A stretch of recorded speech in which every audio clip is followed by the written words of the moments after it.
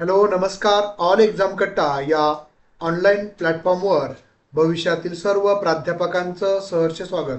मित्रांनो, आपण all exam कट्टा या अंतर्गत सेट परीक्षा पेपर क्रमांक 2 मराठी विषयाचा जो 7 एप्रिल 2024ला पेपर झाला होता त्याचं या व्हिडिओमध्ये आपण सविस्तर विश्लेषण करणार आहोत. एक वेगळ्या पद्धतीनं म्हणजेच घटकानुसार. आपल्या सर्वांना माहिती पेपर 2 मध्ये कोणताही विषय असेल तर एकूण 10 घटक आहेत आणि त्या 10 घटकावर तुम्हाला 100 प्रश्न जे प्रत्येक प्रश्न 2 गुणाला म्हणजे 200 मार्कासाठी विचारले जातात. 100 प्रश्न. तर या अनुषंगानं त्याचं परत विभाजन असं आहे की प्रत्येक घटकावर म्हणजे पहिला घटक त्यावर 10 प्रश्न जे तुम्हाला 20 गुणांसाठी विचारले जातात.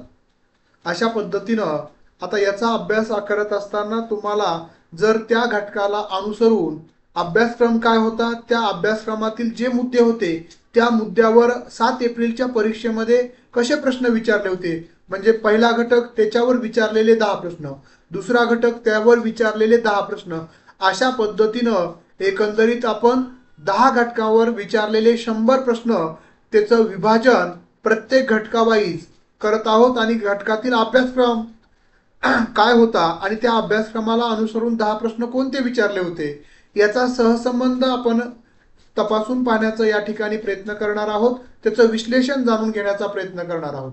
हे वैज्ञानिक पद्धत आहे अभ्यासाची.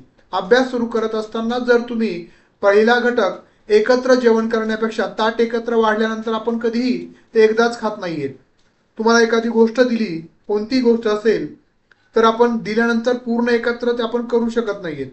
म्हणजेच आपण कोणतीही गोष्ट थोड्या थोड्या म्हणजे जसं येतं पहिली, दुसरी, तिसरी, चौथी अशा पद्धतीने आपण शिक्षण घेत असतो. अगदी त्याच पद्धतीनं पेपर 1 किंवा पेपर 2 सेटनेटमध्ये अभ्यास करत असताना घटकावाईज अभ्यास करणं अपेक्षित आहे. म्हणजेच आपण एकत्र अभ्यास करायचं म्हटलं की आपल्या मनामध्ये दडपण असतं की एवढा अभ्यास 10 घटक आहेत कसा करायचा.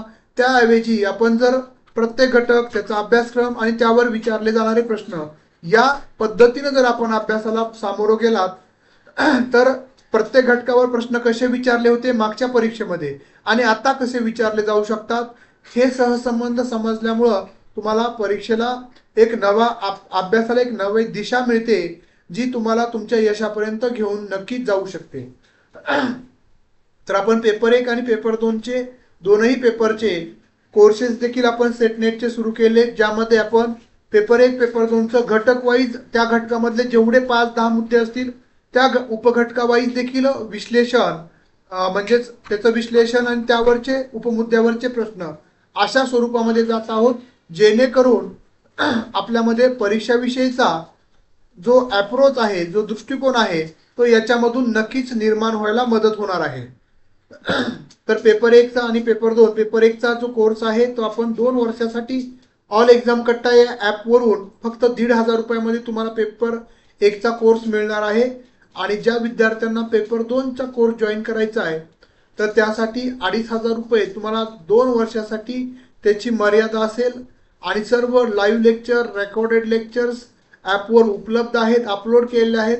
त्याच्या व्यतिरिक्त नोट्स असतील, मागील प्रश्नपत्रिकेचं घटकावाईज विश्लेषण, त्यानंतर नोट्स अशा पद्धतीचे असतील, घटक त्यामधले उपमुद्दे. जसं पहिला घटक आहे भाषा आविष्काराची रूपे. पहिला घटक भाषा आविष्काराची रूपे आणि भाषा विज्ञान. त्यातला पहिला मुद्दा आहे भाषा आविष्काराची रूपे. तर या सर्व मुद्द्यांच्या तुम्हाला नोट्स त्याच्यावर त्या नोट्सवर आधारित क्वेश्चन्स अशा पद्धतीनं मिळणार आहे. म्हणजे प्रत्येक उपमुद्दा त्याचे प्रश्न त्याचं विश्लेषण अशा पद्धतीने परिपूर्ण स्वरूपामध्ये आपण परीक्षेला सामोरं जाणार आहोत आणि याच्याबरोबरच घटकावाईज मागील प्रश्नपत्रिकेचं विश्लेषण देखील केलं जाणार आहे. चला तर मग आपण या मराठी विषयाच्या पेपर 2चं विश्लेषण करूयात 7 एप्रिल 2024च्या परीक्षेतील. आणि ज्या विद्यार्थ्यांना क्लास जॉईन करायचा आहे 2 पद्धतीने तुम्ही क्लास जॉईन करू शकता. एक डायरेक्ट तुम्ही ॲपच्या माध्यमातून ऑल एक्झाम कट्टा ॲप आहे या ॲपवर तुम्ही गुगल प्ले स्टोअरवरून तो डाउनलोड करू शकता किंवा डायरेक्ट तुम्ही या नंबरला कॉल करून किंवा व्हॉट्सअप मॅसेजद्वारे देखील चौकशी करून तुम्ही गुगल पे फोनपे करून देखील पेपर 1 आणि पेपर 2चे कोर्सेस जॉईन करू शकता. चालेल, आपण पाहूयात आता घटकानुसार कसा अभ्यास करायचा, कशा पद्धतीने आपल्यामध्ये परीक्षाभिमुख अप्रोच दृष्टिकोन निर्माण झाला पाहिजे. तर आपण पाहिलं, पहिला घटक आहे मराठी विषयाचा. पहिल्या घटकाचं नाव आहे भाषा, भाषा आविष्काराची रूपे आणि भाषा विज्ञान. आता याच्यामध्ये मुद्दे कोणकोणते, तर भाषा आविष्काराची रूपे हे वेगवेगळे सांगितले, तो एक मुद्दा आहे. त्यानंतर व्याकरण, त्यामध्ये सर्व शब्दाच्या जाती, विभक्ती, प्रयोग, क्रियापद, विचार, समास, अलंकार, वृत्ते. त्यानंतर आहे भाषा विज्ञान, त्यामध्ये भाषेची निर्मिती कशी झाली, त्याची भाषाकुल, संकल्पना, स्वन, स्वनिम, अर्थ, भाषा विज्ञान, मराठीचे लेखनविषयक नियम. त्यानंतर समाज भाषा विज्ञानाचे स्वरूप, त्याची व्याप्ती, त्यामध्ये आपण पाहिलं तर बोली भाषाचा निर्मितीपासून माहिती तंत्रज्ञानामध्ये भाषेमध्ये काय भर पडली, कोकणी, वेगवेगळ्या मराठी भाषेतील ह्या सर्व आपण त्याला बोली भाषा किंवा उपभाषा म्हणतो, त्या सर्व या ठिकाणी अभ्यासक्रमामध्ये आहेत. अशा पद्धतीने एकंदरीत 4 मुद्द्यांवर आधारित 10 प्रश्न आपल्याला विचारले जाणार आहेत. तर त्यातला 7 एप्रिलच्या परीक्षेला पहिला प्रश्न विचारला होता याच पहिल्या घटकावर आधारित. भाषा, भाषिक चिन्हाचा पुढीलपैकी कोणता विशेष नाही, म्हणजे भाषिक चिन्हाचं कोणतं विशेष नाही. विशेष नसणारा पर्याय आहे सौंदर्यपूर्णता, हे विशेष नाही. उच्चार आणि प्रतीक होणारा अर्थ याचा संयोग हा बरोबर आहे. 2 अंगांची अतुटता, एकमेकाशी जोडणारे, हे बरोबर आहे. भाषा विशिष्टता, हे बरोबर आहे. पण सौंदर्यपूर्तता हे भाषिक चिन्हाच्या बाबतीतचं हे विशेष नाही. त्याचं स्पष्टीकरण पाहूयात आपण. अशा पद्धतीनं स्पष्टीकरण सविस्तर दिले जाणार आहे. भाषिक चिन्हांचे मुख्य 3 विशेष मानले जातात. बघा, भाषिक चिन्हांचे किती विशेष आहेत? 3. एक आहे उच्चार आणि प्रतीत होणारा अर्थ यांचा संयोग. दुसरा आहे 2 अंगांची अतुटता. आणि तिसरा आहे भाषा विशिष्टता. अशा पद्धतीनं, त्यामुळं सौंदर्यपूर्णता ही विशिष्टता नाही. आपल्याला नसणारा पर्याय निवडायचा आहे, तो पर्याय आपण निवडलेला आहे. पुढचा दुसरा प्रश्न देखील पहिल्याच घटकावरचा आहे. बघा, शब्दांना ध्वनी वा संगीताची दृश्यासह जोड देऊन मुख्यत्व काय साध्य होतं? शब्दांच्या संकल्पने संदर्भात आहे. जसं कोणत्याही भाषेमध्ये काय असतं, शब्द निर्माण कसं होतात, अक्षर, उच्चारानुसार आपण लिहितो, त्याला आपण अक्षर म्हणतो. ज्याचा शर होत नाही, कधीही न संपणारे म्हणजे अक्षर.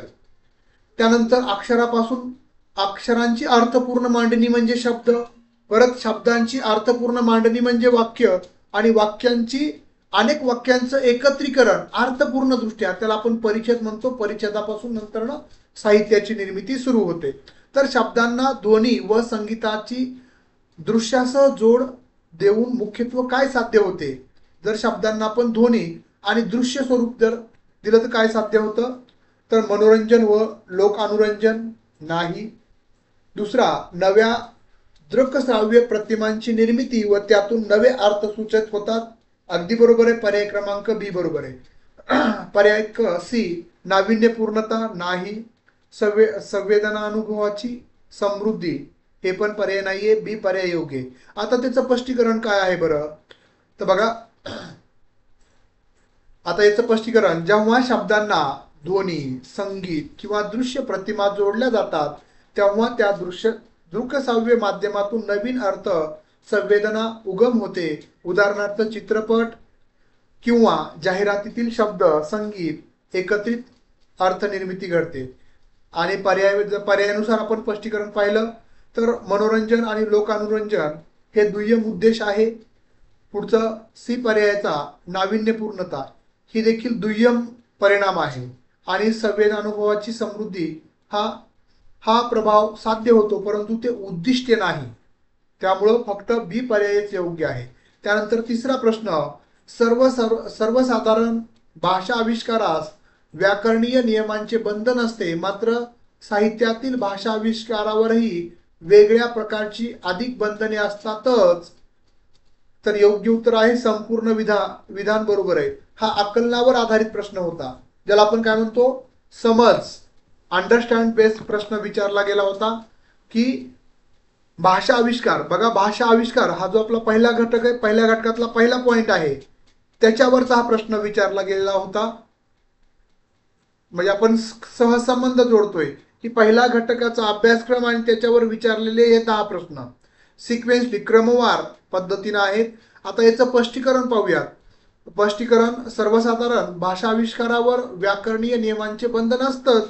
कोणते तुम्ही बोलताना हे करताना सर्वसाधारण संभाषण किंवा लेखन करताना भाषा व्याकरणीय नियमानुसार अनुसरण करत असते. उदाहरणार्थ वाक्यरचना, काळ, शब्दांचे प्रकार निश्चित नियमानुसार वापरले जातात.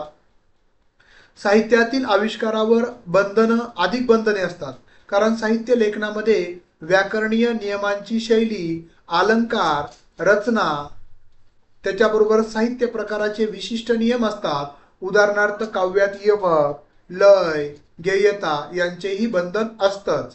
त्यामुळे योग्य उत्तर आपण निवडलेलं आहे. त्यानंतर चौथा प्रश्न आहे, मराठी व्याकरणकारांनी शब्दांच्या 8 जाती मानल्या. का मानल्या? कारण संस्कृत व्याकरणात 8 वर्ग मानले होते म्हणून. बी पर्याय, इंग्रजी व्याकरणकारांचा नमुना समोर होता म्हणून. का 8 विभक्तीची संबंध जोडला गेला म्हणून. का 8 ही संख्या महत्वाची वाटली म्हणून. तर योग्य उत्तर आहे इंग्रजी व्याकरणाचा नमुना समोर होता, एक मॉडेल समोर होतं, त्यामुळं. त्याचं स्पष्टीकरण अशा पद्धतीचं आहे. बी पर्याय योग्य. त्याचं स्पष्टीकरण आहे, मराठी व्याकरणाच्या विकासावर इंग्रजी व्याकरणाचा प्रभाव होता. मराठी व्याकरणकारांनी भाषाशास्त्राचे वर्गीकरण करताना इंग्रजी व्याकरणाच्या 8 वर्गांचे अनुसरण केले. या वर्गामध्ये नाम, सर्वनाम, क्रियापद अशा पद्धतीचं हे सर्व आहे. अशा पद्धतीनं एकंदरीत आपण इंग्रजीचाच अवलंब केलाय मराठी व्याकरणाच्या मराठी व्याकरणाच्या निर्मितीमध्ये. हे आपल्याला उदाहरण सांगता येतं. आता बाकीचे पर्याय का चुकीचे आहेत हे देखील या ठिकाणी सांगितलंय, पण ते जर आपण सांगत बसलो तर आपल्याला 2-3 तासाचा कालखंड लागेल. त्यामुळे मी ते काही सांगणार नाहीये. तुम्ही ते नोट्स तुम्हाला मिळणार आहे, त्यावेळेस तुम्ही पाहू शकता. त्यानंतर 5वा प्रश्न आहे, विभक्ती प्रत्ययाचा समावेश पुढीलपैकी कोणत्या गटात करावा अशी सूचना अभ्यासक करतात. बघा हा देखील पहिल्या घटकातील मूलभूत व्याकरणावर आधारित प्रश्न आहे. शब्दयोगी, आख्यात, केवल प्रयोगी, उभयन्वयी.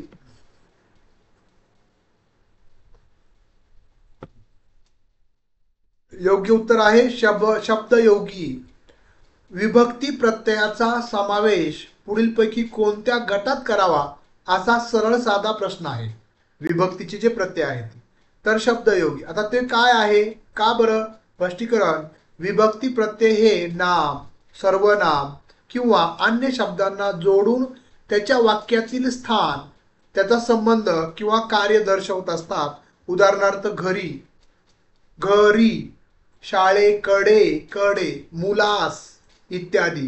तर शब्दयोगी कारण विभक्ती प्रत्यय हे नाम किंवा सर्वनामाशी जोडले जातात, त्यामुळे ते शब्द योगी प्रकारात येतात. त्यामुळे पर्याय ए बरोबर आहे. बाकीचे पर्याय का चूक आहेत त्याचंही स्पष्टीकरण या ठिकाणी दिलेलं आहे. पुढचा प्रश्न आहे 6वा. बघा पुढीलपैकी कोणते अक्षर गणवृत्त नाही. हा देखील वृत्तांच्या प्रकारावर पहिल्या घटकातला दुसरा मुद्द्यावर आधारित प्रश्न आहे. मंदारमाला, उपेंद्रवजा, पादाकुलक, भुजंग प्रयास. तर योग्य उत्तर आहे, आपल्याला काय विचारले, अक्षरगण वृत्त. वृत्तामध्ये आपल्या सर्वांना माहिती की 2 प्रकार आहेत, मात्रा वृत्त आणि अक्षरगण. अक्षरानुसार ठरणारे आणि मात्रेनुसार. साधं लॉजिक आहे. आता इथं सांगितलंय पुढीलपैकी कोणतं अक्षरगण वृत्त नाही, म्हणजे मात्रा वृत्त असणार आपल्याला निवडायचंय. तर पादाकुलक हे मात्रा वृत्त आहे, हे अक्षरगण वृत्त नाही. मंदारमाला, उपेंद्रवजा आणि भुजंग प्रयास याच्यामध्ये हे सर्व अक्षरगण, म्हणजे ज्यामध्ये अक्षरांच्या ह्याच्यानुसार वृत्त ठरवलं जातं. आता याचं स्पष्टीकरण काय आहे, तर बघा अक्षरगण वृत्तामध्ये गणांची योजना असते, ज्यामध्ये लघु, गुरु, लघु क्रम असतो आणि अक्षरांची विशिष्ट क्रमवारी असते. लघुला 2 मात्रा असतात आणि गुरुला 2 असतात, लघुला 1च असते. तर मंदार मंदारमाला, उपेंद्र वज्रा आणि भुजंग प्रयात हे अक्षर गुणवृत्ताचे प्रकार आहेत. पादाकुलन हे मात्रा वृत्ताचा प्रकार आहे. पादाकुलक हे मात्र वृत्तामध्ये बोलणारे वृत्त आहे, त्यामुळे ते अक्षर गणवृत्त नाही. पुढचा प्रश्न आहे 7वा. बघा, पुढीलपैकी कोणत्या भाषा एका भाषा कुळातील आहेत? बघा, आपल्याला सर्व पहिल्या घटकातील भाषा कुळाची जी संकल्पना आहे त्यावर आधारित हा प्रश्न धडधड विचारलेला आहे. 7वा प्रश्न, मराठी, गुजराती, सिंधी, मराठी, कन्नड, तेलुगू, उडिया, कन्नड, तमिळ, गुजराती, कन्नड आणि कोकणी आणि कन्नड. तर योग्य उत्तर आहे मराठी, गुजराती, सिंधी. स्पष्टीकरण, मराठी, गुजराती आणि सिंधी या सर्व भाषा इंडो आर्यन भाषा कुळातील आहेत. या भाषा संस्कृतवर आधारित असून उत्तर भारतात बोलल्या जातात. त्यामुळे योग्य पर्याय आहे पर्याय क्रमांक एच. बाकीच्या मध्ये आपण जर बघितलं भाषा तर कन्नड भाषा ही द्रविड कुलातील आहे, त्यामुळं ब चुकीचं आहे. उर्दू, उडिया, कन्नड यामध्ये देखील कन्नड ही द्रविड कुलातील असल्यामुळं सी चूक आहे. आणि डी का चूक आहे तर गुजराती, कोकणी आणि कन्नड परत आणि कन्नड कुळातील आहे, म्हणजे आपण द्रविड कुळातील आहे, त्यामुळं ए पर्याय बरोबर होतं. 8वा प्रश्न बघा, कार्यकर रूपिमांचा गट पुढीलपैकी कोणता? रूप, रूपीम, पद, पदीम हे ज्या संकल्पना आहेत पहिल्या घटकातल्या आपण बघितल्या आहेत भाषा आविष्काराच्या ह्याच्यामध्ये, तर त्याच्यावरच हा 8वा प्रश्नही अवलंबून आहे. माणूस, गायकी, भाषा, विचार, कृती, दया, सुंदरपणा, तलाई. तर कार्यकर रूपिमांचा गट कोणता आहे? कार्य करणारा, कार्य दाखवणारा. तलाई कसं? त्याचं स्पष्टीकरण बघा. रूपीम भाषेतील लहानतम अर्थयुक्त घटक, ज्याच्यातून सर्वात लहान आहे पण त्याला अर्थ प्राप्त होतोय. कार्यकारक रूपीम जे शब्दांना व्याकरणीय किंवा संबंधकारक अर्थ देते, जसं तलाई हे कार्यकारक प्रत्यय आहेत. इतर पर्याय या ठिकाणी सांगितलेले त्याचं स्पष्टीकरणामध्ये जात नाही, ते तुम्हाला वाचायला मिळतीलच, त्यावेळेस ते समजून घ्या. त्यानंतर 9वा प्रश्न जो पहिल्याच घटकावर अवलंबून आहे, भाषेवर परिणाम करणाऱ्या सामाजिक घटकामध्ये पुढीलपैकी कशाचा समावेश होतोय? बघा, भाषेवर परिणाम करणारा हा देखील भाषेच्याच प्रकारावर आधारित प्रश्न आहे, पहिल्याच घटकावर आधारित आहे. भाषेवर परिणाम करणाऱ्या सामाजिक घटकापैकी पुढीलपैकी कशाचा समावेश होत नाही? समावेश होत नसणारा पर्याय निवडायचा आपल्याला. बरोबर आहे. तर आता पर्याय आहे व्यक्तीची सामाजिक पार्श्वभूमी. ब पर्याय समाजातील प्रतिष्ठेच्या कल्पना. त्यानंतर व्यक्तीचे अनुवंशिक गुणधर्म, व्यक्तीची व्यावसायिक पार्श्वभूमी. ते योग्य उत्तर आहे व्यक्तीचे अनुवंशिक गुणधर्म. बघा, भाषेवर परिणाम करणारे सामाजिक घटक, व्यक्ती, सामाजिक पार्श्वभूमी, व्यक्तीची सामाजिक पार्श्वभूमी बरोबर आहे. समाजातील प्रतिष्ठेच्या कल्पना बरोबर आहेत. व्यक्तीच्या व्यावसायिक पार्श्वभूमी बरोबर आहे. शिक्षण, राहणीमान आणि सामाजिक परंपरा, व्यक्तीचे अनुवंश आणि गुणधर्म. भाषेच्या शिकण्यावर याचा परिणाम होत नाही, कारण भाषा ही संस्कृती व सामाजिक वातावरणावर आधारित असते. पुढचा 10वा प्रश्न म्हणजे पहिल्या घटकावरचा शेवटचा प्रश्न आपण म्हणू शकतो. काय आहे तो प्रश्न? बोलीचे म्हणजे बोलीभाषाचे नमुने गोळा करताना पुढीलपैकी कोणती गोष्ट उपकारक ठरणार नाही, म्हणजे अपकारक ठरेल, म्हणजे विरुद्ध ठरेल असा प्रश्न विचारलेला आहे. गोंधळात टाकणारे प्रश्न असतात, महत्वाचे कीवर्ड्स, महत्वाचे शब्द प्रश्नाला फिरवणारे असतात, ते आपल्याला समजून घेणं अपेक्षित असतं. बघा, बोलीचं हा देखील पहिल्या घटकाचा बोली या प्रकारावर आधारित प्रश्न आहे. बोलीचे नमुने गोळा करताना पुढीलपैकी कोणत्या गोष्टी उपकारक ठरत नाहीत, महत्वाच्या नाहीयेत, त्या गौण आहेत? निवेदकाचे प्रौढत्व, निवेदकाचे मोजकी संख्या, प्रशिक्षित क्षेत्रीय संशोधक, प्रश्नावली, मूलभूत शब्दसंग्रहाचा विचार. योग्य उत्तर आहे बी पर्याय निवेदकाची मोजकी संख्या. बघा, त्याचं स्पष्टीकरण आपण पाहूयात.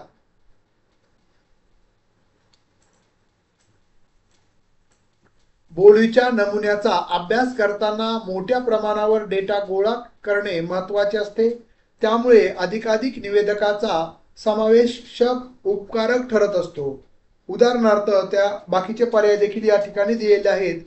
त्याच्या खोलामध्ये आपण आता सध्याला तर जाणं अपेक्षित नाहीये. अशा पद्धतीनं आपण पाहिलं, पहिल्या घटकावर जो पहिल्या घटकाचा आपण अभ्यासक्रम पाहिला होता त्याच्यावर आधारित 10 प्रश्न कसे विचारले होते. एकही प्रश्न साईड इकडून दुसरीकडचा विचारला नव्हता. सर्व प्रश्न पहिल्या घटकाचा जो अभ्यासक्रम होता त्यावरच आधारित होते. बरोबर आहे. आता आपण दुसऱ्या घटकाकडे वळलेलो आहोत. दुसऱ्या घटकाचं नाव आहे संस्कृती, संकल्पना आणि वाङ्मयाची निर्मिती. म्हणजे संस्कृतीची संकल्पना आणि साहित्याची निर्मिती. संस्कृतीचा आणि साहित्याचा काय संबंध आहे हा दुसऱ्या घटकामध्ये, ज्यावर आपल्याला 10 प्रश्न विचारले जाणार आहेत.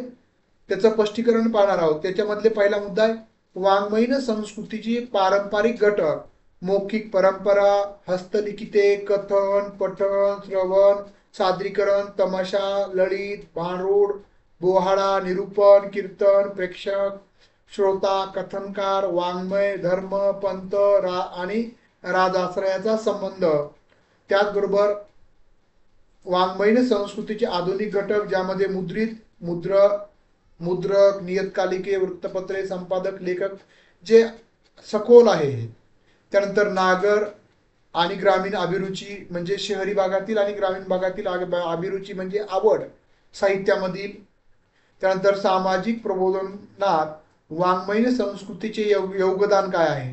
सामाजिक प्रबोधन झाले जसं सत्यशोधक जलसे, आंबेडकरी जलसे, मेळे, ज्यामध्ये संयुक्त महाराष्ट्र चळवळीतील आविष्कार, वैचारिक प्रबोधन इत्यादी. त्यानंतर शेवटचा मुद्दा आहे मराठी वाङ्मयीन संस्कृतीचा नकाशा. नकाशामध्ये आपल्याला लगेच मॅपिंग करायचं नाहीये, तर साहित्य संमेलनातील परिवर्तने, वादविवाद, भूमिका, वाङ्मय बाह्य घटकाचे वाङ्मयीन संस्कृतीवरील आक्रमणे, वाङ्मयीन संस्कृतीतील लेखकांची प्रतिमा, मराठी समाज मानसात आणि ग्रंथ व्यवहाराचा प्रभाव. अशा पद्धतीनं एकंदरीत हा संस्कृती आणि भाषा, बरोबर आहे, साहित्य, वाङ्मय याचा काय सहसंबंध आहे तो हा आपल्याला दुसऱ्या घटकामध्ये अभ्यासायचा आहे. बरोबर आहे, साधं लॉजिक आहे. तर बघूयात या घटकावर प्रश्न कसे विचारलेत. बघा, पहिला प्रश्न 11वा, दलित नाटक भडक आहे हे मत मान्य नाही. ज्या अर्थी दलित नाटक भडक आहे त्याच अर्थाने मराठीतील अर्ध्याहून अधिक नाटके भडक आहेत हे विधान कोणाचे आहे. आता हा दलित साहित्यावर आधारित आहे. साहित्याचे मराठी वाङ्मयामध्ये संस्कृतीचा आणि साहित्याचा कसा संबंध आहे. दुसरा जो मुद्दा होता त्यावर आधारित आहे ग्रामीण दलित साहित्याचे जे प्रकार आहेत. तर हे विधान कुणाचं आहे. दत्ता भगत, रा ग जाधव, प्रेमानंद गजवी, भी शी शिंदे. योग्य उत्तर काय आहे. दत्ता भगत. याचं स्पष्टीकरण आहे दत्ता भगत हे दलित साहित्याचे महत्वाचे नाटककार आहेत. त्यांनी दलित नाटकावर केलेल्या टीकेला उत्तर देताना हे विधान केले. त्यांनी सांगितले की दलित नाटक भडक मानले जाण्याऐवजी ते वास्तविक आहे, कारण त्यामधून समाजातील कटू सत्य जगासमोर मांडलं जात आहे. बघा, पहिला जो घटक आहे तुम्ही पाहिला असतील तो पहिला घटक संकल्पनेवर आधारित आहे. प्रत्येक पेपर 2चा विषय पहिला घटक हा संकल्पनेवर आधारित असतो. पूर्ण विषयाचा तो पाया असतो. त्यामुळे आपण पहिल्या घटकावरचे जे 10 प्रश्न बघितले ते सर्व मराठी साहित्य निर्मितीची प्रक्रिया नाही, मराठीचं मूलभूत मराठी भाषेचा आविष्कार कसा झाला त्यावर, व्याकरण आलं, त्यामध्ये बोली भाषा आल्या, त्या सर्व आल्या. आता दुसरा जो घटक आहे त्याच्या पुढे गेलंय साहित्यामध्ये. मग साहित्याचे प्रकार पडले, साहित्य आणि संस्कृतीचा काय संबंध आहे, वाङ्मयाचा आणि साहित्याचा सहसंबंध आपण जोडतोय. त्यामध्ये दलित साहित्यावरचा पहिला प्रश्न पडला होता, त्याचं आपण विश्लेषण पाहिलेलं आहे. त्यानंतर दुसऱ्या घटकावरचा दुसरा प्रश्न बघा, सांस्कृतिक अस्मिता. बघा, संस्कृतीवर आला डायरेक्ट. सांस्कृतिक अस्मिता आणि जागतिकीकरण ही पुस्तिका कोणी लिहिली. भालचंद्र नेमाडे, रंगनाथ पठारे, मकरंद साठे, गोपू देशपांडे. तर मकरंद साठे यांनी लिहिलेलं आहे सांस्कृतिक अस्मिता. आपली संस्कृती आणि आपली अस्मिता, आपली ओळख आणि जागतिकीकरण. याच्याविषयी सविस्तर चर्चा केलेली त्यांनी त्यांच्या पुस्तकात.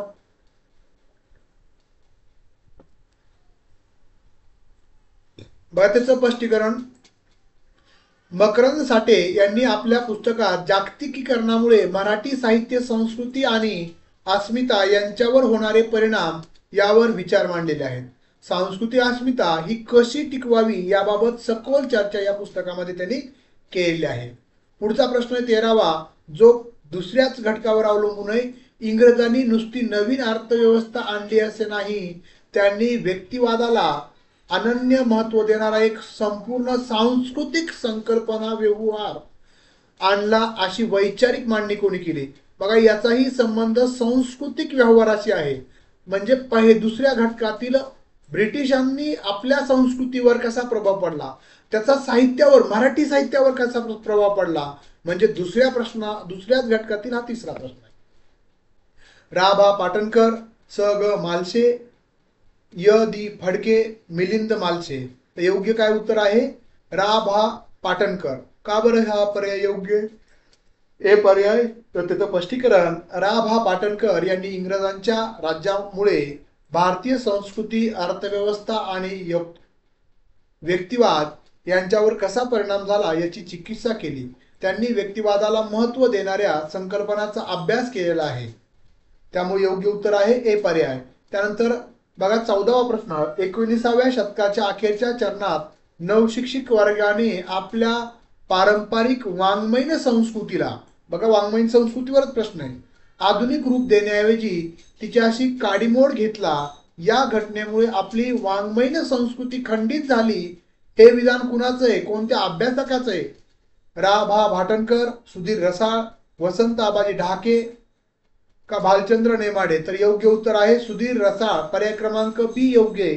त्याचं स्पष्टीकरण आपण पाहूया. सुधीर रसाळ यांनी नवशिक्षित वर्गाच्या पारंपरिक वाङ्मयीन संस्कृतीपासून झालेल्या विभक्तीतर भाष्य केले आहे.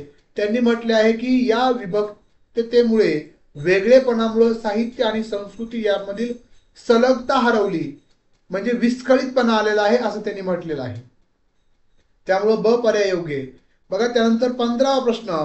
लोकनाट्य, लोकसंगीत, मुक्तनाट्य, नवकाव्य, त्यानंतर या दलितांच्या कला आहेत. आज त्या लोककला मध्यवर्गीय साहित्याने आत्मसात केल्या आहेत. अशी भूमिका कोणत्या संमेलनाध्यक्षाच्या भाषणात आली आहे? म्हणजे हे देखील म्हणजे जे साहित्य, लोकसाहित्य आहे, जे संस्कृतीतून आलेलं आहे, त्याच्यावर आधारित आहे. दुसऱ्या घटकावर आधारित आहे. नारायण सुर्वे. तर योग्य उत्तर आहे शंकरराव खरात यांच्या अध्यक्षीय भाषणातून आलंय. त्याचं योग्य स्पष्टीकरण आहे. शंकरराव खरात यांनी दलित कलांचे महत्व सांगितले आहे. कसे मध्यमवर्गीय साहित्याने या लोककलांचा स्वीकार केला, दलित लोककलांचा, यावर त्यांनी भाष्य केलंय. त्यांनी दलितांच्या कला तळा अंतळा त्यांनीच लिहिलेला आहे. विशिष्ट महत्व अधोरेखित केलेलं आहे. त्यामुळे योग्य उत्तर आहे. पुढचा प्रश्न 16वा, जो दुसऱ्याच घटकावर आहे.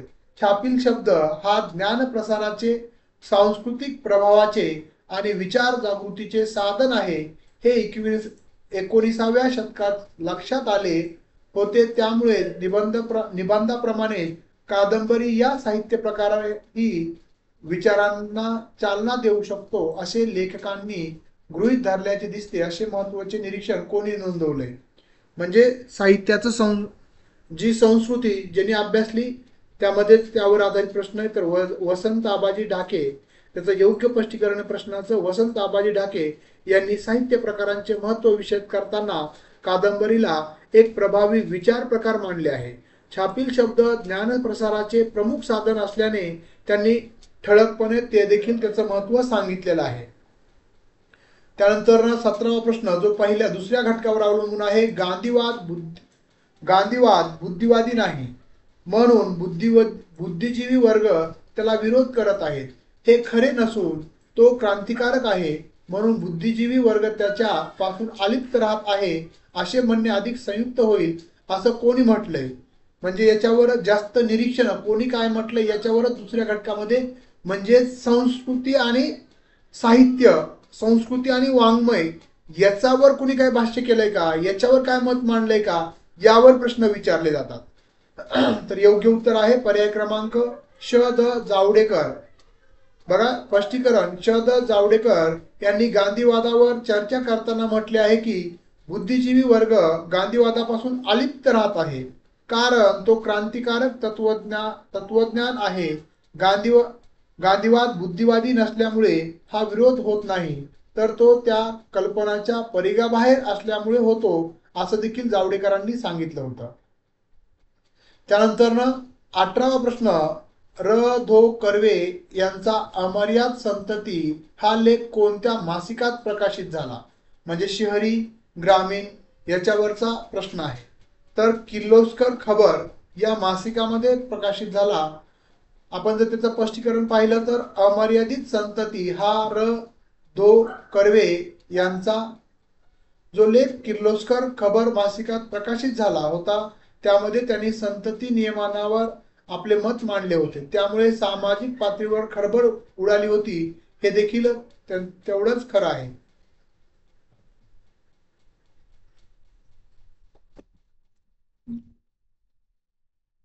त्यानंतर 19वा प्रश्न, व्यक्ती स्वातंत्र्याची मांडणी करणारे बंधनाच्या पलीकडे ही कादंबरी कोणी लिहिलेली आहे? बघा हा देखील प्रश्न दुसऱ्या घटकावरचा आहे. त्यामध्ये वेगवेगळे पर्याय आहेत. योग्य पर्याय आहे ग त्र्यंबक माडखोलकर. तर योग्य पर्याय आहे ए पर्याय पुरुषोत्तम यशवंत देशपांडे, पुय देशपांडे. त्याचं स्पष्टीकरण, पुरुषोत्तम यशवंत देशपांडे यांनी बंधनाच्या पलीकडे या कादंबरी व्यक्ती स्वातंत्र्याची आणि मानवी नातेसंबंधाची सखोल मांडणी केली आहे. ही कादंबरी मराठी वाङ्मयातील एक महत्वाचा ग्रंथ मानला जातो. त्यानंतर 20वा प्रश्न जो दुसऱ्याच घटकावर आधारित आहे, विभावरी शिरूरकर सदाशिव पेठी म्हणजे नागर आणि ग्रामीण साहित्यावर आधारित प्रश्न आहे. संस्कृतीत वाढल्या आणि त्या संस्कृतीच्या मर्यादा त्यांच्या जीवन चित्रणाला पडल्या, अशी मीमांसा कोणी केली आहे? तर योग्य उत्तर आहे त्र्यंबक शेजवलकर यांनी. पर्याय क्रमांक सी बरोबर आहे. बरं सी बरोबर का बरोबर आहे? तर त्रेश शेजवलकर यांनी विभावरी शिरूरकर यांच्या लेखनाची चिकित्सा करताना त्यांच्या सांस्कृतिक मर्यादांचे विश्लेषण केलं आहे. आपल्याला माहिती, वाङ्मय संस्कृती व वाङ्मय याचा सहसंबंध दुसऱ्या घटकाचा जो अभ्यासक्रम आहे त्याच्यावर आधारित प्रश्न आहे. तर त्यांनी त्यांच्या लेखनातील पारंपरिकता आणि ती कशी त्यांच्या जीवनशैलीवर परिणाम करते याबद्दल देखील भाष्य केलेलं आहे. त्यामुळे योग्य उत्तर आहे पर्याय क्रमांक सी. पुढचा आता घटक क्रमांक 3. बघा आपल्या मराठी विषयाचा घटक क्रमांक 3 जो आहे, ज्याचं नाव आहे भारतीयत्वाची संकल्पना आणि भाषा मीमांसा, भाषेची चिरफाड, भाषेचा अभ्यास.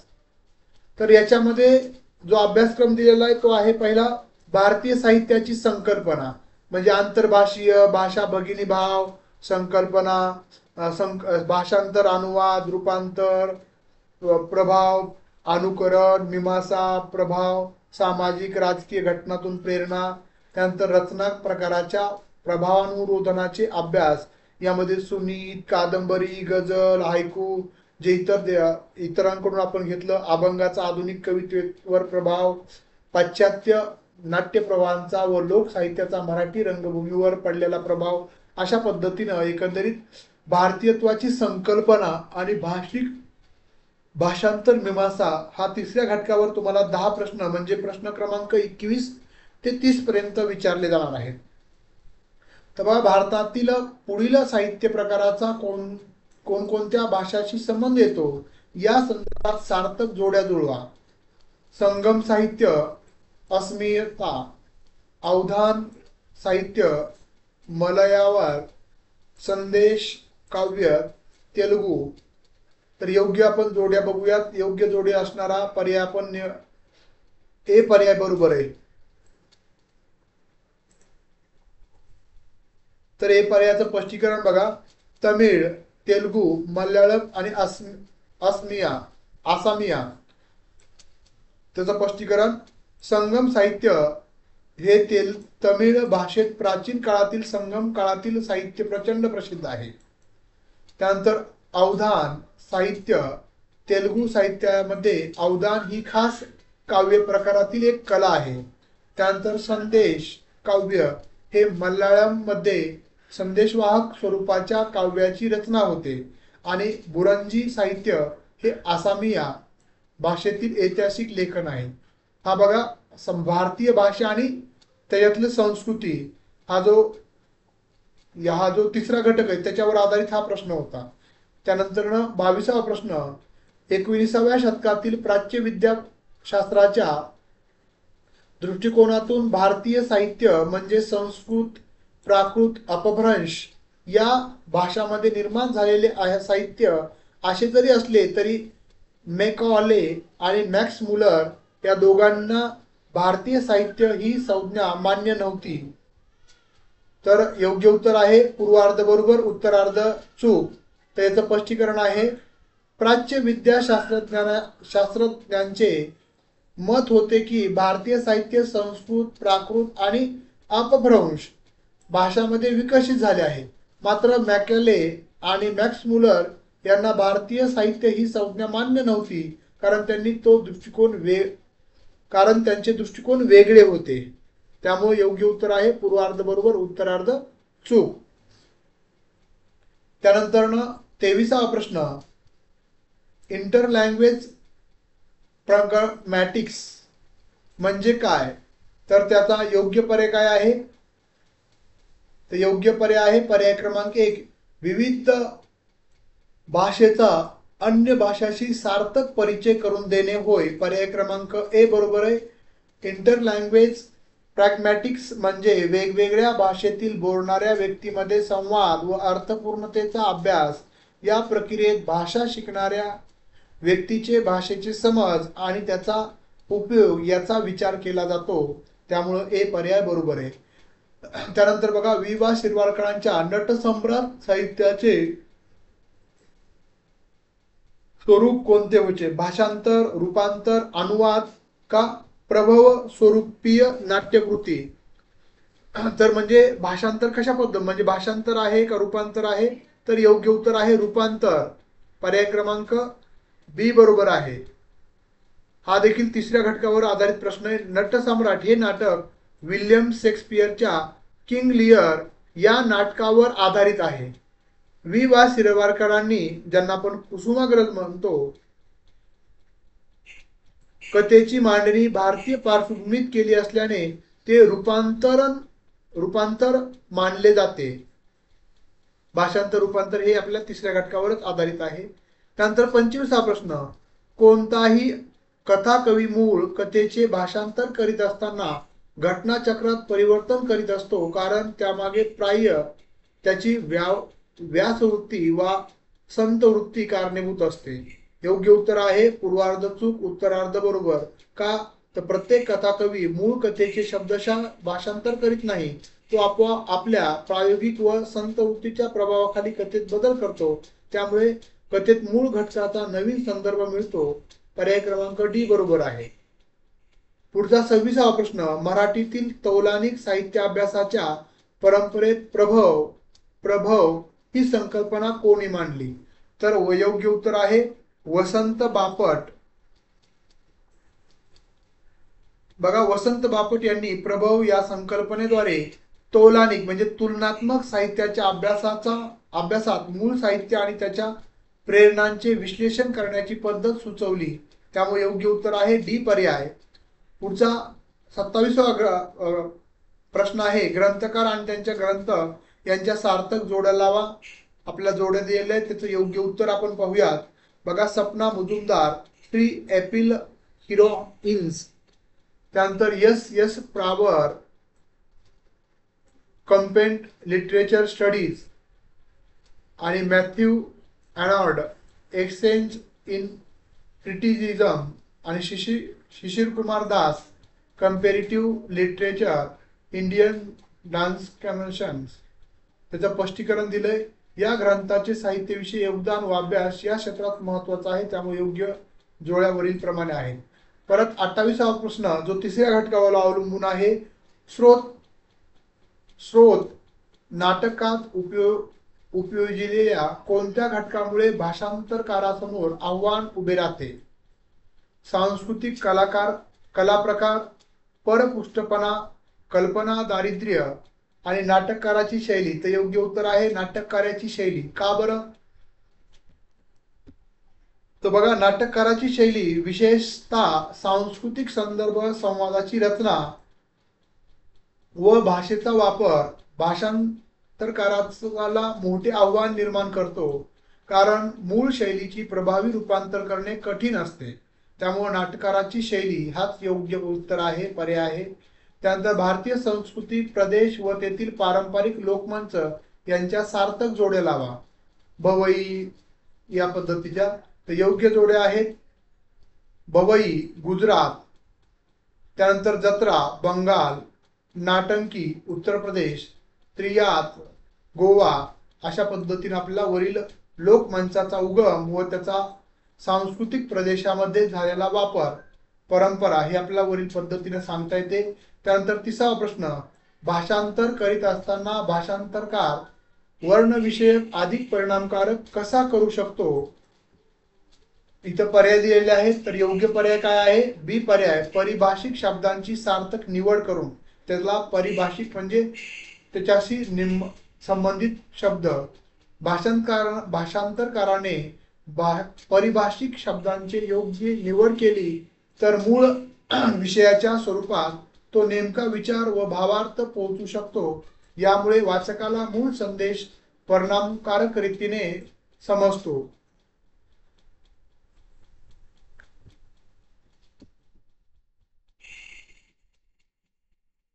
पुढचा प्रश्न, पुढचा जो घटक आहे तो चौथा घटक आहे लोकसाहित्य आणि विशेष साहित्य प्रवाह. लोकसाहित्य संकल्पना, स्वरूप आणि व्याप्ती. लोकसाहित्यातील लोकतत्वे, लोकभाषा, धार्मिकता आणि इहेवाद, लोकसाहित्यातील संप्रदाय याचा समावेश होतो. दलित साहित्य स्वरूप, प्रेरणा आणि तत्वज्ञान. दलित साहित्याचा इतिहास, कथा, कादंबरी जे काय असेल ते. त्यानंतर ग्रामीण साहित्य स्वरूप, प्रेरणा, ग्रामीण साहित्याचा इतिहास, कवी, कथा, कादंबरी, वैचारिक साहित्य.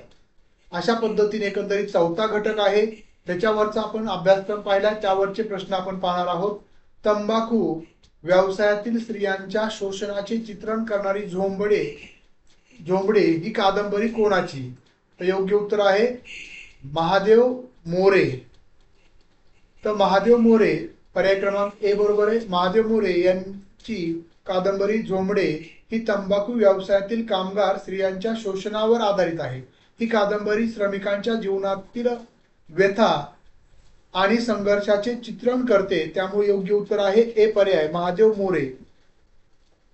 त्यानंतर 32वा प्रश्न, चंद्रबनातल्या सावल्या हे ललित गद्याचे पुस्तक कोणाचे आहे? दत्ता भोसले, चंद्रकुमार नलगे, रणजित देसाई. त्यानंतर मधु मंगेश कर्णिकर. तर योग्य उत्तर आहे चंद्रकुमार नलगे, पर्याय क्रमांक बी. बघा, चंद्रकुमार नलगे हे साहित्यिक त्यांच्या ललित गद्य लेखनासाठी प्रसिद्ध आहेत. चंद्रबनातल्या सावल्या या पुस्तकात ग्रामीण भागातील जीवनाची निरीक्षणे, अनुभव आणि संवेदनशीलता व्यक्त केलेली आपल्याला दिसून येते. अशा पद्धतीने एकंदरीत ब पर्याय योग्य. बघा मित्रांनो, अशा पद्धतीनंच 33वा प्रश्न ते म्हणजे 31 ते 40 प्रश्नापर्यंत अशाच पद्धतीने आपण विश्लेषण दिलेलं आहे. प्रत्येक प्रश्न त्याचं विश्लेषण हे घटक वाईज करून देण्याचा प्रयत्न केलाय, जेणेकरून आपल्याला घटक वाईज अभ्यासाची दिशा निश्चित करता येते. त्यानंतर बघा, 5वा घटक क्रमांक 5, वाङ्मय इतिहासाचा अभ्यास म्हणजे साहित्याच्या इतिहासाचा अभ्यास. यामध्ये वाङ्मय इतिहासाची संकल्पना मांडलेली आहे प्रारंभ पासून ते 2015 पर्यंत.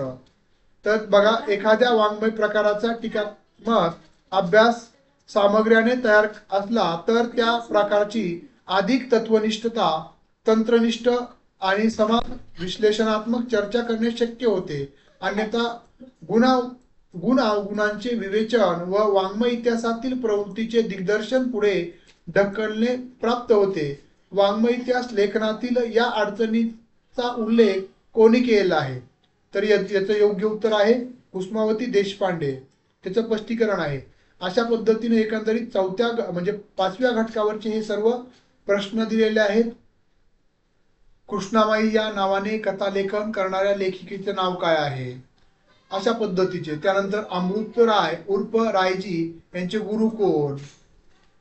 त्यानंतर संध्या पर्वातील वैष्णवी या कविता संग्रह कोणाचा आहे? मग अशा पद्धतीचे आपल्याला सर्व प्रश्न 10 प्रश्न 5व्या घटकावर असतील 50 पर्यंत. आणि त्यानंतर 6वा घटक वाङ्मय चळवळीचे स्वरूप, म्हणजेच साहित्याच्या ज्या वेगवेगळ्या चळवळी आहेत, ग्रामीण, आदिवासी, त्यानंतर स्त्रीवादी, शेतकरी, त्यानंतर अभिरुची, संघर्ष, दलित, यात बघा दलित साहित्य चळवळीच्या बाबतीत प्रश्न.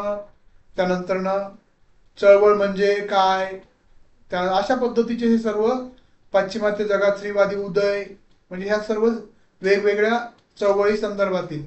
अहिंसा परम धर्म हे घोषवाक्य पुढीलपैकी कोणत्या साहित्य प्रवाहाचे आहे? साहित्यिक चळवळीविषयीचे हे सर्व प्रश्न आहेत. त्यानंतर पुढीलपैकी कोणत्या नियतकालिक दलित साहित्य चळवळीशी संबंधित आहेत? हे सर्व 6वा घटक चळवळीशी संबंधित आहेत. साहित्यिक चळवळी मराठीमधील.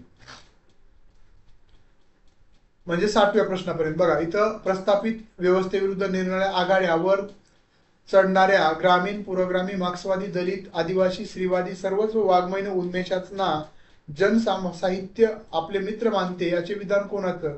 अशा पद्धतीचे सर्व प्रश्न आपल्याला दिसून येतील. 60व्या प्रश्न क्रमांक 60 पर्यंत बघा भुजंग मेश्राम यांच्या आदिवासी कविता, आदिवासी चळवळी होत्या, या काव्यसंग्रह पुढीलपैकी कोणत्या भाषेतून प्रसिद्ध झाला? तर गोंडी. उत्तर आहे आदिवासी कविता काव्यसंग्रह गोंडी भाषेतून. भुजंग मेश्राम यांचा आदिवासी कविता हा संग्रह गोंडी भाषेत आहे. गोंडी आदिवासी समाजाच्या भावना, दुःख आणि संघर्ष यातूनच व्यक्त होतात. त्यानंतर 7वा घटक आहे साहित्य प्रवाह, म्हणजे नवसाहित्य, महानगरीय साहित्य, आदिवासी साहित्य, स्त्रीवादी, जैन, ख्रिस्त, मुस्लिम, जनवादी, मार्क्सवादी, विज्ञानवादी, अल्पसंख्याक. मग त्यावर आधारित हे सर्व प्रश्न क्रमांक 61 ते 70 पर्यंतचे सर्व प्रश्न.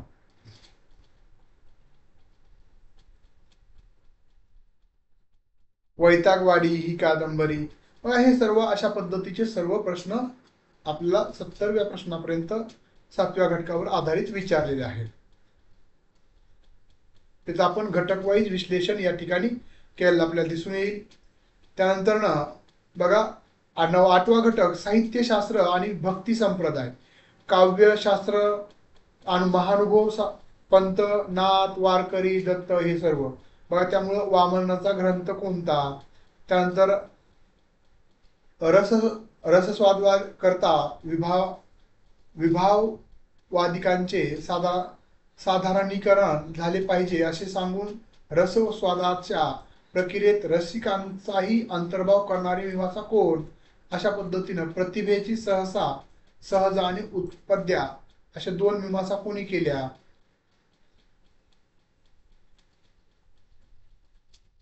वामनाच्या मते काव्य गुणांची संख्या किती? महानुभव पंत त्यांचे ग्रंथ. त्यानंतर वाल्मिकीने शतकोटी रामायण, अभंग रचना. त्यानंतर पिंगू, सी पिंगू, रुक्मिणी हरण, साम्राज्यावरचं. त्यानंतर धड संत नव्हे, धड शाहीरही नाही असं कुणाचे वर्णन आहे? पुढील बकरीच्या बाबतीमध्ये लिखाण आहे, त्यावरचा प्रश्न आहे. त्यानंतर अशा पद्धतीनं हे 80 म्हणजे एकंदरीत 80व्या प्रश्न क्रमांक. त्यानंतर आपण जर पाहिलं तर पुढे 81 ते 80 प्रश्न, 81 ते 90 प्रश्न.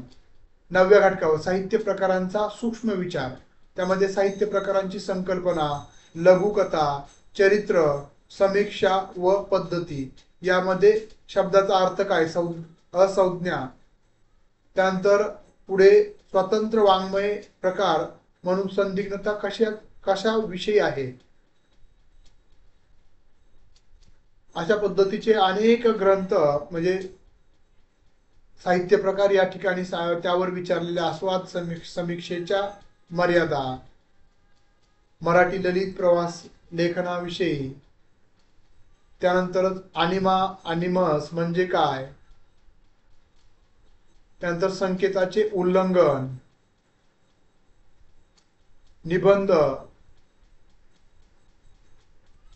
आणि अतिनाट्याचे प्रधान लक्षण कोणते? शोभ. आणि नंतर 10वा घटक आहे निवडक साहित्य कृती. यामध्ये त्यांनी ललित लीलाचरित्र, तुकाराम गाथा, भारुड हे सर्व साहित्यिक हे निवडक साहित्य या ठिकाणी आणि याच्यावरचे आपल्याला प्रश्न विचारले जाणार आहेत. जसं कृषी जीवनावर काय आहे, कोणता आहे ग्रंथ ज्यामध्ये प्राण्यांची तुलना केली. लीलाचरित्र त्याच्यावर प्रश्न. पाहना ही कविता कोणत्या संग्रहातील आहे? हरी तुझी कांती रे सावळी, मी रे गोरी चापे कळी, ही गवळण, आनंद ओघरी. त्यानंतर सभासदांची बखर, जगण्याविषयी. त्यानंतर घाल जागरण तुझ्या लोखंड पचविणाऱ्या आतड्याचे, कोण म्हणतं टक्का दिला. त्यानंतर अज्ञात पत्रात आलेल्या जरबाब या शब्दाचा अर्थ कोणता? तर योग्य उत्तर आहे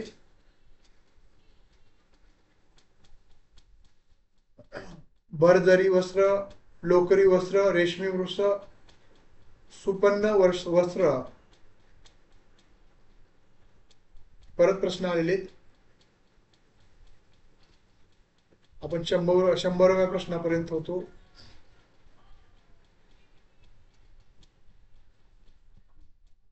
अज्ञात पत्रात आलेल्या जरबार, हा जरबार शब्दाचा अर्थ आहे भरजरी वस्त्र असा आहे, जो शिवकालीन राजवटीत वापरला जात होता. त्यामुळे योग्य उत्तर आहे पर्याय क्रमांक ए.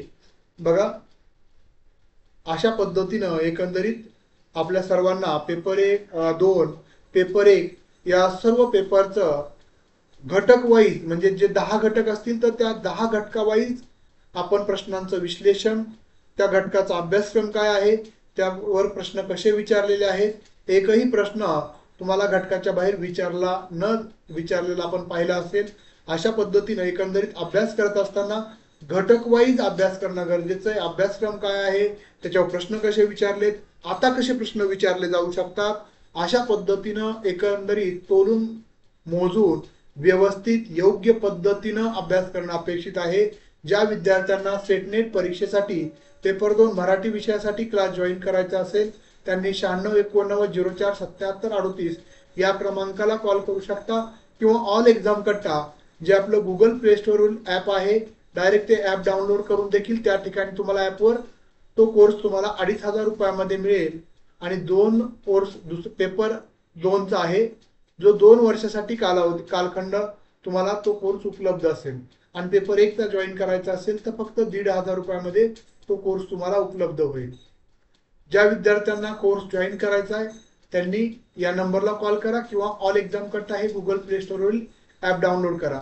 आणि आपल्याला मी जे आता मांडलेल्या संकल्पना, जो घटकावाईज अभ्यासाची जी पद्धत सांगितलेली आहे त्याबाबत तुमचे मतांतरे काय आहे, योग्य पद्धत आहे का, ती मला तुम्ही कमेंट बॉक्समध्ये निश्चितच कळवायला विसरू नका.